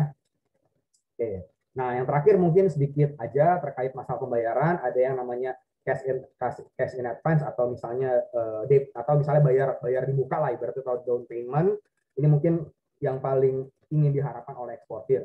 Ada juga cash against document, jadi ketika barang sudah dikirim, dokumen keluar, kita kasih ke buyer, uang langsung cair. Nah, yang sering ketukar adalah terkait nomor 3 ini, yang document against acceptance. Jadi kurang lebih mirip, cuma bedanya kalau document against acceptance ini adalah ketika dokumen sudah dikirim, biasanya nanti ada sedikit tempo dari pihak importer untuk pembayaran. Oke, saya menggunakan term pembayarannya adalah DE 15 hari setelah dokumen DE 15 hari, berarti artinya 15 hari setelah dokumen diterima, pembayaran baru dilakukan. Dan yang terakhir, adapun yang namanya letter of credit, kita menggunakan pihak bank dari baik itu bank importer ataupun bank eksportir untuk menjembatani transaksi kita. Itu ya rekan-rekan. Pak, yang paling enak yang mana? Saya kalau kayak gitu enaknya cash in advance juga. Itu buat para eksportir. Tapi buat para importir ya mereka juga ingin transaksi yang aman ya. Nah, ini teman-teman harus paham juga nih kira-kira mana yang enak untuk dua sisi. Nah, ini cara ngebacanya seperti ini. Bagian atas itu adalah sisi eksportir, bagian bawah ini adalah importir ya. Nah, yang paling kanan ini adalah yang paling aman. Yang paling kanan adalah yang paling aman, yang paling kiri adalah yang paling tidak aman. Jadi kalau misalnya kita mau ngambilnya, saya maunya cash in advance aja deh. Cash in advance ini berarti itu aman nih, tapi buat eksportir. Tapi buat buat importir gimana? Dia masuk ke dalam list secure. Nah, silakan rekan-rekan dipahami fase-fasenya biar win solution nih. Tentunya importer juga pengen barang diterima dengan bagus, kualitasnya juga sesuai dengan kesepakatan, dan pembayarannya pun juga enak buat mereka. Eksportir pun juga sama. Nah, paling enak aku siapa dong? Yang tengah-tengah aja, mendingan letter of credit aja ya. Itu rekan-rekan. Oke, mungkin rekan-rekan itu aja kaitannya materi yang bisa dapat saya sampaikan. Rekan-rekan kalau misalnya ingin mempelajari lebih lanjut, lebih dalam, silakan rekan-rekan akses di websitenya PPI di ppi.kemendag.go.id, atau ini bisa kontak ke customer service-nya di PPI kalau misalnya mau tahu terkait informasi pelatihan-pelatihan yang ada di PPI, ataupun misalnya mau langsung datang. Ini ada alamat di tepatnya di Jakarta Barat ya rekan-rekan. Oke, rekan-rekan, mungkin itu saja yang dapat saya sampaikan pada hari ini. Jika memang nanti ada pertanyaan, bisa kita buka di session question and answer, ataupun misalnya rekan-rekan bisa kontak langsung. Saya biasa langsung kontak ke Instagram, ataupun kontak ke nomor pribadi saya, bisa langsung ke WhatsApp, ataupun ke email. Itu saja mungkin yang dapat saya sampaikan. Terima kasih. Mungkin selanjutnya saya kembalikan kepada moderator Ibu Ayu selaku ITPC.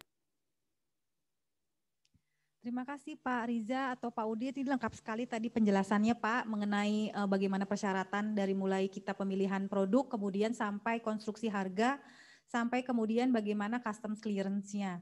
Bahkan ada sedikit pengetahuan mengenai Incoterms ya Pak, jadi Bapak Ibu diaspora di sini juga punya pengetahuan kalau ingin impor itu sebaiknya yang digunakan itu Incoterms-nya apa FOB, apa CIF atau Ex-work tadi yang dari pabrik gitu, mungkin jadi lebih ada gambaran. Dan juga Bapak Ibu eksportir yang sedang mengikuti Zoom ini juga sudah ada gambaran nanti kalau ada tawaran dari importir itu untuk menggunakan Incoterms sebaiknya apa yang digunakan supaya tidak sama-sama rugi. Berikutnya adalah pembicara yang kedua. We'll do this webinar or Zoom meeting dual language mix between English and Bahasa. So the next speaker will be Jim Cliffin. From Genfred Global Logistics, Jim will present and then explore and also explain about what is the customs procedure in Australia and also how to get the import permit and also what is the standard or also the regulation that related with the customs procedure, especially regarding the due diligence from the supplier side and also from the importer side. Jim, yeah. Your time is yours. The time is yours. Yes, it's up to you. You want to up there? Yeah.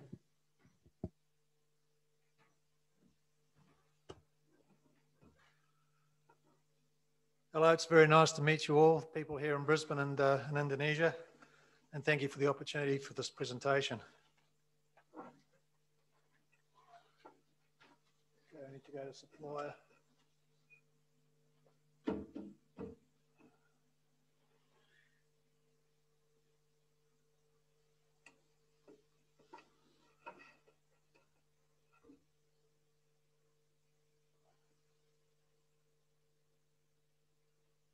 Need to go to the start there.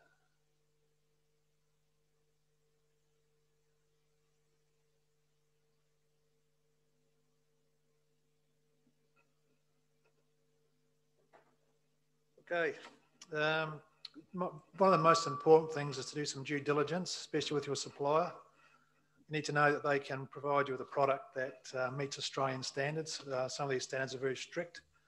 There's also compliance with labelling and also quality. So whether you can get a sample, you might choose to engage a quality control company to go and visit the company overseas and do an inspection, look at their process, look at their product, test it, provide you with reports. And it's also important to check that none of the products contain restricted or prohibited items. A big one to bear in mind would be asbestos, which is an illegal product into Australia.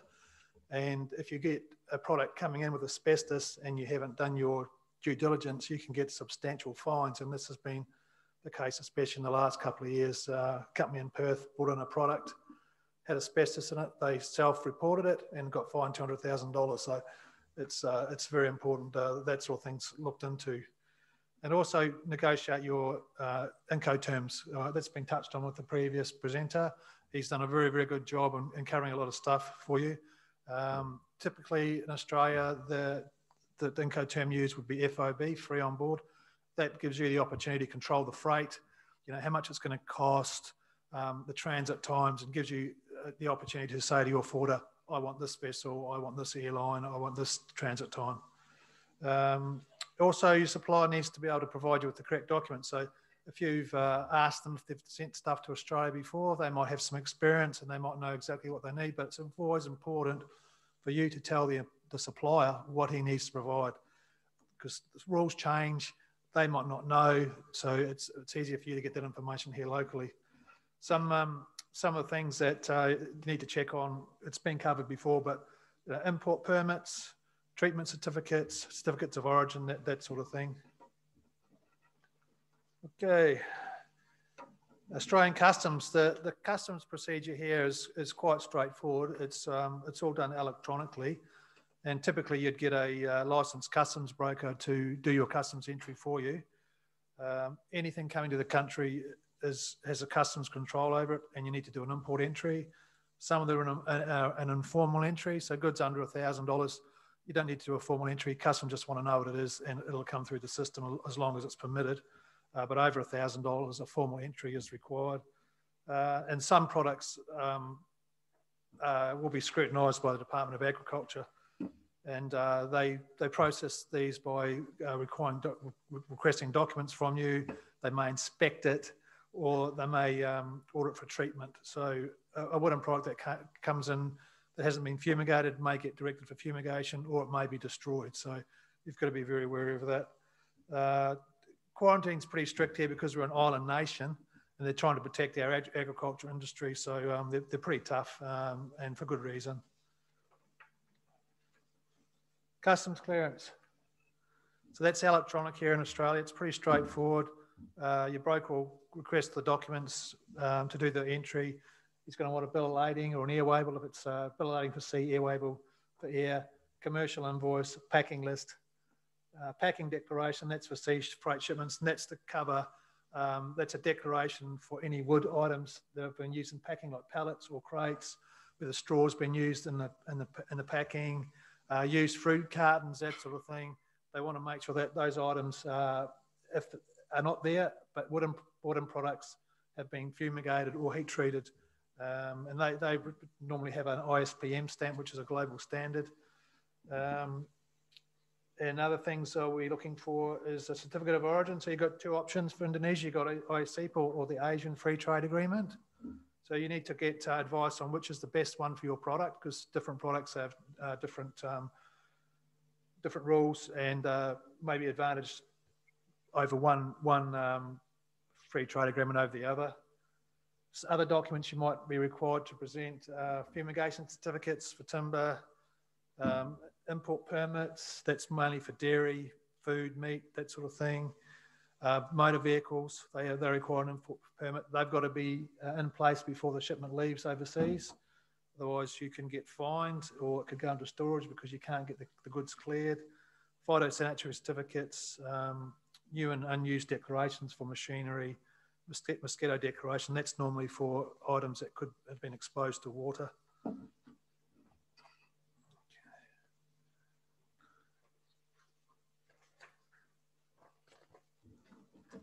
So import permits, you need to be aware of what products require those, because they need to be in place before the goods leave Indonesia. Cars, motorbikes, electric bikes, any sort of vehicle, they require a permit. Food, dairy, meat, fish, that requires a permit. And as I said, they need to be in place before the shipment leaves the country of origin. Timber, wooden articles, bamboo and related products, there's a risk there of infestation. So whether it's got a borer or other bugs in there. So the Department of Quarantine, they've got restrictions in place to mitigate those risks. So some items won't have a risk because they've been heat treated in the manufacturing process, like paper, cardboard, plywood.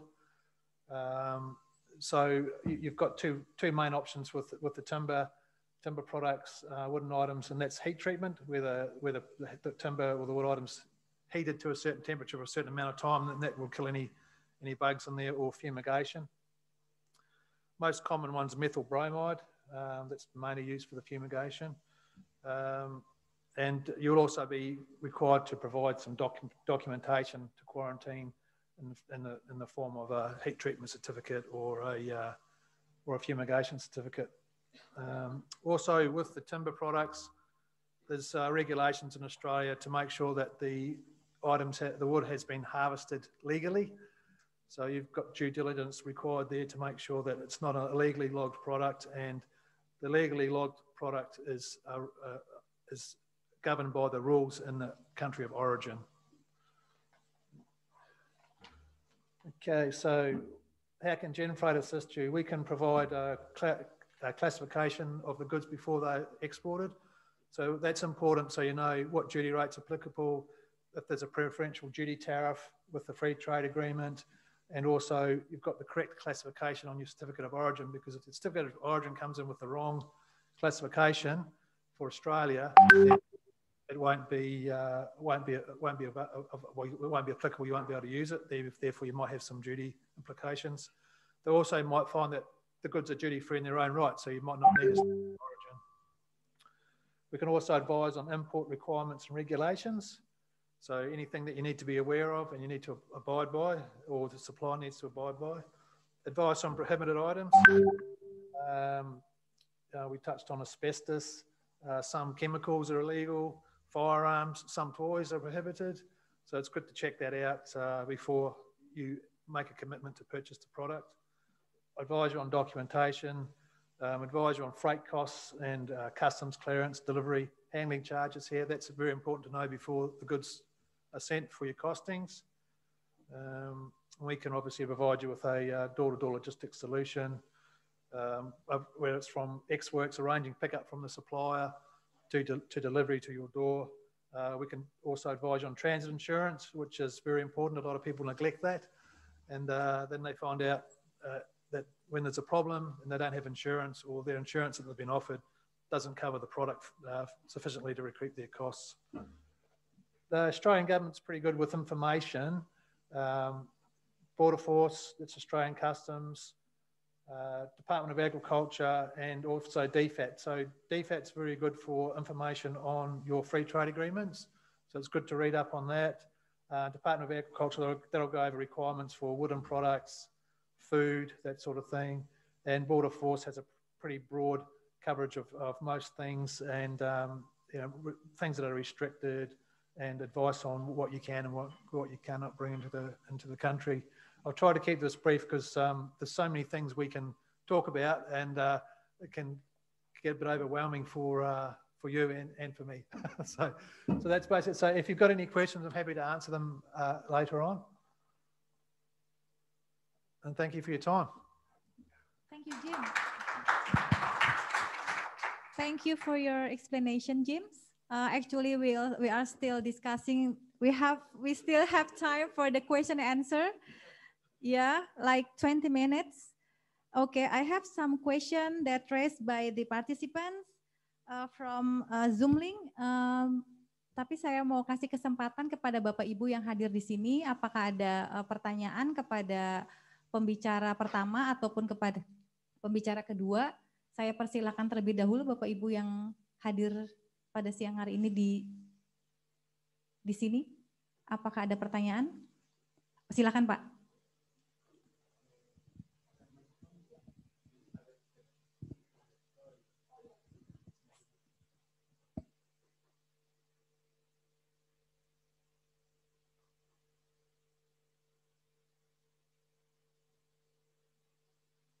Hello, everyone. So my name is Tan Thiodani. I would like to ask to Mr. Jim Cliffin regarding to the import. So if I import something that are eligible for risk-based inspection, but I don't lodge consignment to ICS, and my product need fumigation, will it be able to be fumigated or no? Because in Bicon, the website for biosecurity, I have to lodge the consignment to be part of CBIS. So that's one of the things that I'm still confused. Normally, the product would be fumigated at origin. It's normally cheaper.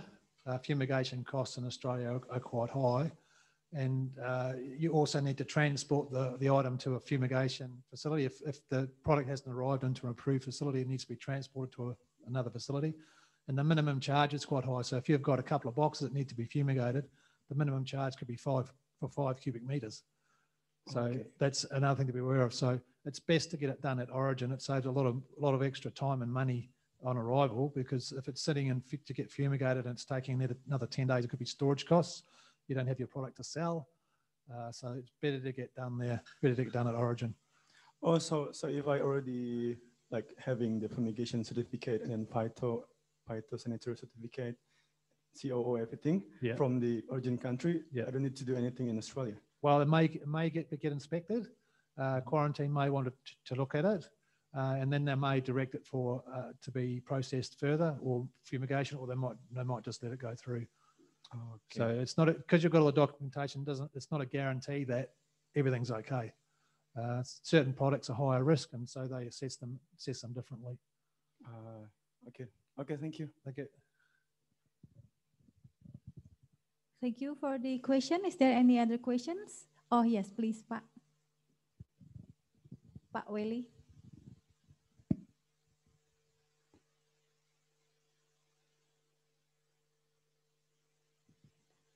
Would you be able to share with us what you see in the foreseeable time with the tourist number of aircraft is reducing greatly? We experience a particular chiller shipment of box beef and agriculture, fresh fruit and veggies. The charge is just too high at the moment. The Australian government has a scheme to help subsidise freight, but unfortunately, the freight rates are driven by the number of passenger aircraft coming into Australia, and it's about supply and demand. And obviously, with pre-COVID, we had a lot of aircraft coming into Australia carrying passengers, which gave us a lot of capacity, and that's basically gone. So, with freight now, you're paying for the cost of the aircraft. That's why it's so high. It's not being subsidised by passengers. And, you know, it's like chartering a freighter. You know, you're paying for the whole thing, so it's very expensive. So freight rates won't change until capacity increases. That's the reality. And I don't think we'll see that until maybe even the end of the year or early next year. It's going to be a long time off.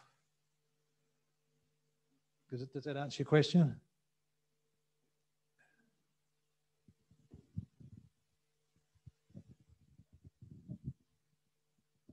Yeah, with AgForce Queensland and the producer, we organized a couple of aircraft to come to Toowoomba.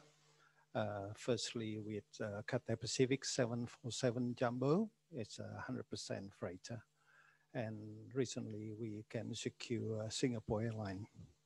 So I'm sure there's a lot of room for both Garuda and Qantas. Rather than sitting idle, those aircraft should be seats are to be removed or minimum business class still retained, so we can still get movement of business communities and commodities in particular to be sent both directions at a much more reasonable rate. Typically, freight charges are 5 to 6, well, air freight's 5 to 6 times higher than it was a year and a half ago. They're very, very high, but it's a pure supply and demand scenario now, where if you want to move your freight, you've got to pay. And I mean, we're seeing rates now that, you know, 2 or 3 years ago, you just thought were horrendous, and we're starting to think they're cheap because the rates have come down a little bit, but it's still a very, very high, and I don't see that will change in the near future. It's the same with sea freight. Sea freight rates are very expensive as well. Not so bad out of Australia, but definitely into Australia and around the world. Some are 5 and 6 times higher than they were pre-COVID. And it's demand driven. Okay, Pak. Mungkin due to the time constraints, I think we should move on to the next questions. One more question from from Hilton, and then I will move to the question from the participant through the link Zoom. Please nama dan ditujukan ke siapa, Pak? Okay, it's Samuel for the Australian. I forgot your name, sorry, Jen Freight. So you mentioned something about random inspection by the custom in Australia. Can you explain a bit more about that one? How much it costs? Who's going to pay for that? How long will it take? Will it impact the shipment? Things like that. And sorry, I've got a second question. If we have someone saying that, okay, I'll ship it there door to door, do we expect to pay custom in here? Like, custom fee in here because they said door to door, but does that include custom usually? Thanks. So customs and quarantine are user pay system. So if there is a quarantine or custom inspection, they'll charge you. There'll be fees for that. And door to door, this is where you need to check your Incoterms because there's no such Incoterm as door to door. The closest thing is DAP, which means delivered at place, but you're responsible for the customs clearance fees. Customs will charge you as well. There'll be a customs government fee and import duty and taxes. DDP, delivery duty pay, that's when the supplier will pay everything. But depending on the product and how big it is, it's always important to check out what that's going to cost against what you can arrange with your own forwarder. Okay, sorry, I've got more about the random inspection. Yeah. How often is the random inspection? Is it 1%, 5%, 10%? And is it depends on the products? And do you know what's usually what they check and the cost? I'm just trying to gauge the unknown in importing to Australia. I don't know the percentage of random inspections, but they do happen. And particular products are higher risk, so they might be subject to a higher percentage of inspections. Okay. But there's lots of things that they'll look at, and there's no sort of one thing. That there's lots of different things: origin, the supplier, what the product is, if there's been an issue with that type of product before, whether they think it's been declared properly, lots and lots of things. Thank you, Jim, for your explanation. I think I should move on to the next question from the participant through the link Zoom, because there is a couple questions for Pak Riza. Yang pertama, Pak Riza, ada pertanyaan, Pak, yaitu sebentar. Ada pertanyaan bahwa dari Pak Abdi Mulia Lubis, beliau sedang memulai usaha kopi di daerah Aceh Tengah. Beliau ingin mengetahui dokumen-dokumen apa saja yang diperlukan untuk memulai ekspor kopi. Ini beliau masih dalam tahap awal nih Pak untuk ekspor kopi. Jadi mungkin bisa diterangkan secara singkat Pak. Silakan.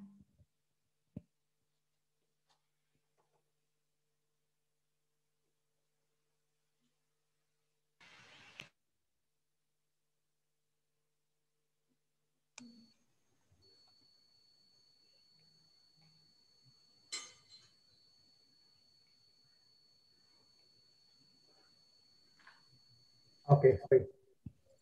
Belum di-unmute tadi soalnya.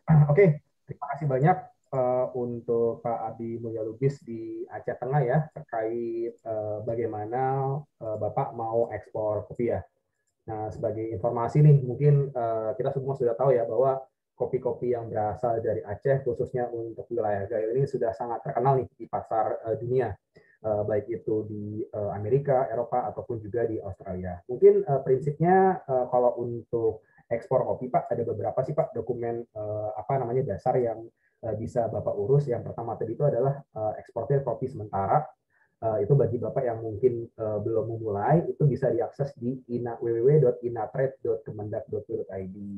Itu dulu, Pak, mungkin yang di awal. Terus kemudian nanti ada juga namanya surat persetujuan eksportir kopi, itu biasanya diterbitkan oleh Disperindak, Dinas Perindustrian Perdagangan ataupun yang terkait di wilayah setempat, baik itu levelnya kabupaten dan juga wilayahnya provinsi. Dan selanjutnya itu yang sifatnya harus Bapak urus jauh-jauh hari ya. Nah, nanti kalau misalnya nanti Bapak sudah sudah siap, sudah ada partner di luar negeri, sudah siap mengirim, baru kemudian Bapak silakan urus untuk fitosanitari ataupun dokumen yang bersifat menyatakan bahwa produk Bapak bebas dari hama dan lain sebagainya. Itu diterbitkan oleh Balai Karantina. Akunnya silakan dibuat dulu aja, dibuka di websitenya Balai Karantina Pertanian. Dan juga tadi ada di surat keterangan asal ataupun COO ya, Bapak ya, Bapak Abdi Mulyadi dari Aceh Tengah. Mungkin sementara itu dulu aja Pak, kaitannya dengan dokumentasi dan juga legalitas. Nanti selanjutnya Bapak tinggal sesuaikan nih persyaratan-persyaratan dari produk-produk kopinya yang bisa masuk ke pasar Australia seperti apa. Nanti di situ disatakan tuh di websitenya dari pemerintah Australia, baik itu di di pertaniannya Australia ataupun di bea cukainya, ada kadar-kadarnya ini, kopi-kopi yang harus masuk ke Australia ini seperti apa kadarnya, baik itu mungkin pestisida ataupun nanti ada bebas dari hama dan lain sebagainya. Mungkin itu aja Bu Ayu yang bisa dapat saya sampaikan.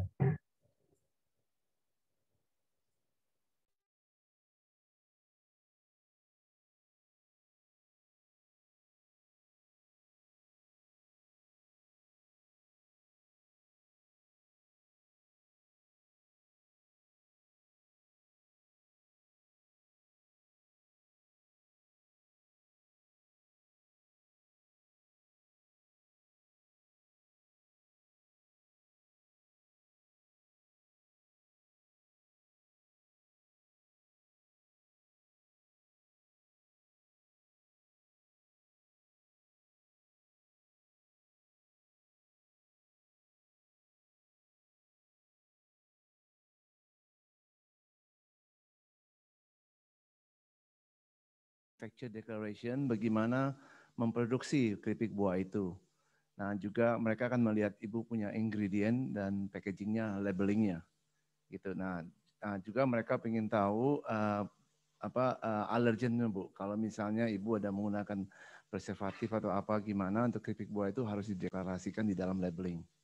Itu aja, Bu Ayu. Terima kasih, Pak. Ini ada lagi sedikit lagi, Pak. Katanya mau ekspor sarden kaleng. Itu gimana tuh kalau sarden kaleng persyaratannya? Silakan, Pak. Nah, kalau sarden kaleng itu ibu bisa mengimport ke Australia, tapi kembali lagi ibu harus mendapatkan tadi yang Pak Andrian itu bahwa harus mendapatkan health certificate, karena itu ada perikanan ya, kayak larangan terbatas, jadi harus mendapatkan health certificate. Nah, kalau ibu sudah bisa ready itu ya bisa diimport ke Australia. Tetapi itu juga akan dipertanyakan bagaimana proses bikin ikan sarden itu. Nah, itu mereka akan mengecek ibu punya temperatur, bagaimana mempressurize kalengnya ikan sarden itu. Jadi harus ada flowchart bagaimana cara pembuatannya yang benar. Itu, Bu. Terima kasih Pak Antonius. Pak Antonius ini importir ya Bapak Ibu sekalian, salah satu importir diaspora di Australia dari Sony Trading Internasional. Di Australia itu ada juga importir diaspora itu Ibu Sulianti Sunario, itu dari Eastern Cross. Mungkin kalau Ibu Suli ada hadir di sini, bisa say hi Bu. Apakah masih hadir Ibu Suli? Oke, sepertinya Ibu Suli sudah. Halo, iya. Oke, masih ada. Silakan Ibu, mungkin bisa say hi. Kepada peserta ini ada yang menanyakan juga terkait bagaimana caranya kalau untuk mau impor ikan asin jambrong, Bu. Ini pertanyaannya spesifik. Ikan asin jambrong katanya mau ekspor. Ini gimana nih Bu Suli? Mungkin bisa dibantu dijawab Bu pertanyaannya. Silakan Ibu. Iya. Terima kasih dan selamat siang semuanya. Ikan jambrong itu tergantung sama kadar konten airnya dan juga labelingnya yang penting. Jadi nanti bisa hubungin saya karena saya kebetulan lagi pengen import ikan jambrong dan lagi cari sih siapa yang nanti mau ekspor, coba ekspor, nanti bisa hubungin saya. Nah kebenaran banget tuh Ibu Suli lagi cari ikan asin jambrong tuh Pak. Ini Bapak siapa tadi yang tanya? Oh Ibu Yosi, silakan bisa langsung nanti menghubungi Ibu Suli untuk bisa mengetahui kalau mau ekspor ikan jambrong gitu ya. Oh boleh silakan. Ini ada tambahan dari Pak Antonius. Silakan ini langsung yang menjawab importirnya. Jadi lebih kena nih nanti Bapak Ibu eksportir kan langsung tahu ya berkenalan nih dengan Pak Antonius dan dengan Bu Suli juga. Silakan Pak Antonius. Ini cuma tambahan aja sama dari Bu Suli. Ikan jambrong itu akan subject to quarantine. Jadi dia itu akan inspection by the quarantine dan akan dites namanya histamine test. Jadi ibu bapak sebelum ekspor, tolong adakan tes dulu di lokal sebelum akan diadakan tes lagi ulang di Australia. Dan Australia itu mempunyai kadar histamine yang tidak boleh melebihi. Kalau melebihi itu akan di-reject, akan dikirim balik. Nah itu yang akan dites begitu barangnya masuk ke Australia. Jadi para Bapak Ibu tolong sebelum mengekspor, tolong dites di laboratorium di lokal dulu untuk memastikan. Dan persyaratannya itu bisa di New Zealand Food Standard. Berapa level histamine yang di-accepted by Australia. Itu aja tambahannya Bu.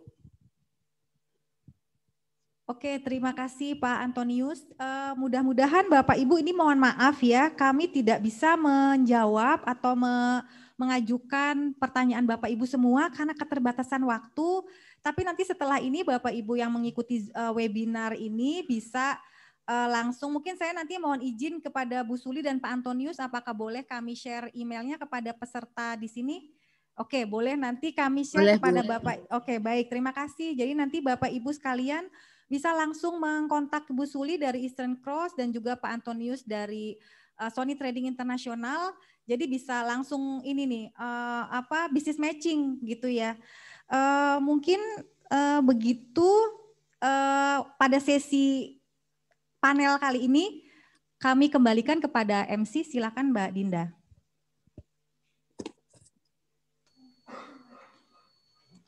Terima kasih kepada Ibu Ayu Siti Mariam yang telah menjadi moderator kita hari ini. Dan terima kasih juga kepada seluruh peserta yang telah hadir melalui Zoom dan juga di lokasi hari ini di Redlands Room. Sebelumnya kami memohon perkenan Pak Konjen untuk dapat menutup acara pelatihan hari ini. Kepada Pak Konjen kami mohon untuk waktu dan tempat kami persilakan, Pak.